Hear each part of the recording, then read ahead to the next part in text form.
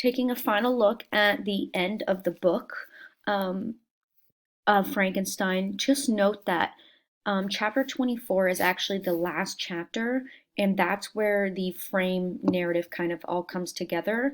So when you look back at the first ever letters by Robert Walton to his sister, there are final letters included in this last chapter. So we hear from Captain Walton in chapter 24, and this story all kind of comes together at the beginning when he first saw the monster um, dog sledding, followed by a young man who was following him.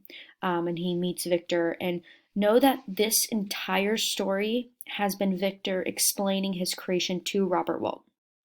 So, the, so Dr. Frankenstein writing this story is basically him telling Robert Walton this whole story on his ship. So it's more of a flashback, if anything. Um, so leading into chapter 22, we kind of see Elizabeth and Dr. Frankenstein. He's on his way home, and remember, Henry has just died. Um, and he's very worried about, what's coming next. He's worried if the monster will be there on his wedding night. Um, Either way, there's a constant fear. So rather than to live in this fear, Victor and Elizabeth decide to retire to a cottage owned by the family. She's still worried about Victor, but he assures everything will be fine. There will be a wedding, and they will be married. As the wedding day approaches, he gets very agitated and nervous that the monster will appear. So finally, they do get married, and Victor and Elizabeth go to the cottage. Now, I pulled this image from the movie. It's actually ironic because in the beginning of the movie, she sees the creation right away. She knows right away. So this storyline's just kind of the for the movie. It doesn't really follow anything. It's not accurate. But finally, we get to chapter 23. And at this point, Victor has been responsible for so many deaths. That's his younger brother, Justine, his adopted sister, Henry Clerval. And while in chapter 23, while Victor is in his cottage with um, Elizabeth, we're kind of opened up to this horror movie, maybe kind of like Cabin in the Woods, or this creepy cottage in the woods where no one can find you. Um, Elizabeth and Victor are initially enjoying this very idyllic vacation, this honeymoon they have. We get the very sublime romantic feature. You see the woods and the mountains, the water, all in the first paragraph, which eventually we are turned. So remember, Shelley will bring us down only to bring us back up again, only to bring us down to bring us back up again. So at the end of chapter 22, she's really bringing us up. The winds, which had hitherto carried us along with amazing rapidity, there's a light breeze, a sunset, soft air. And then you get to the beginning of chapter 23.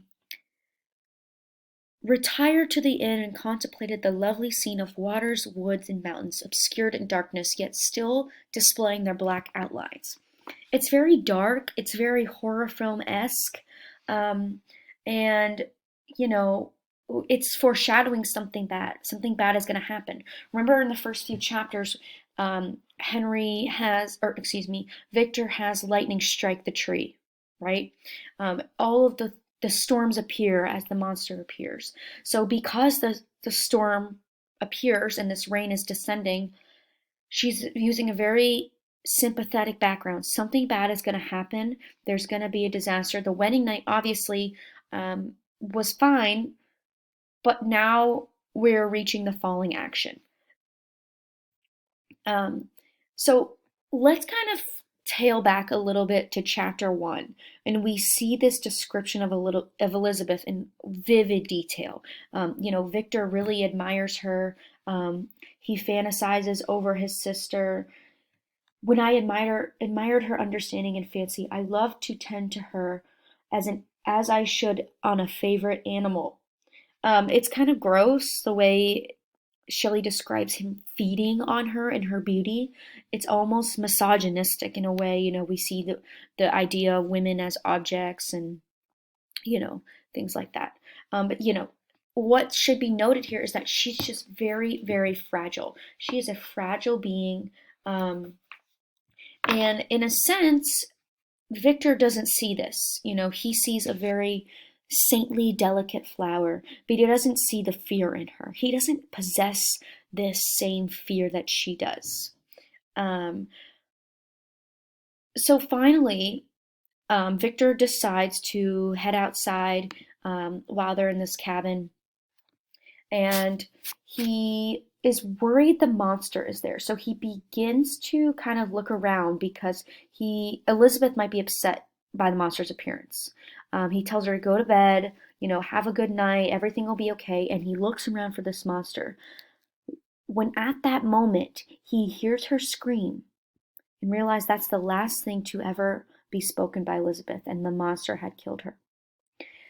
He returns home and tells his father everything about Elizabeth. Um, and days later, his father dies. Now, we don't know if this is from shock or depression or grief or what, but everyone in his family is dying. You have William, you had Justine, Henry, Elizabeth, and now his father, not to mention his mother. He has nobody. He has nobody. If you look back at the family tree, um, it can be noted that, he has his older brother Ernest. When have we ever heard about Ernest? We really haven't heard about Ernest. So he doesn't really have anybody in his life except for the monster. Some important quotes to just keep in mind.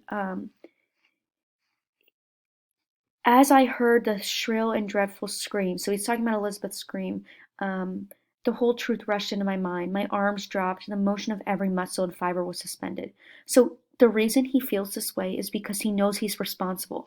He is responsible for her death, unfortunately. And he can't do anything about it. Oops. Now, again, talking about the weather, this is really a crucial point in the book because Shelley uses the imagery of the weather to kind of signify something bad will happen. Um, Moving forward, we kind of see this change in Victor as we move into chapter 24. He leaves Geneva, he's in pain, he's depressed. Remember, the whole reason that he created the monster in the first place was so he could try to bring his mother back to life. Now, we know that eventually that doesn't happen, but do you think Victor's a good person for trying to bring his mother back to life? Do you think he's has good intentions, or he's evil? Is he evil? Who is the monster in this situation? Kind of a side note here, if you wanted to watch a show called Penny Dreadful, I believe it's on Netflix, and I think they portray the monster in a very accurate way. The way he's portrayed is very interesting. It's a very interesting watch. It's a TV show, and I think it does a lot better job than the actual black and white movie. So this kind of wraps everything all together because at the end we meet Walton again. Victor is leaving Geneva, and for months he's looking for the monster, which leads him to the North Pole, in which is where Walton sees Victor. He's has to use dog sleds to keep up with him because remember he has superhuman speed. And this is when he meets Walton and tells him a story. So this is the details that we have at this moment, and we see how this all comes together.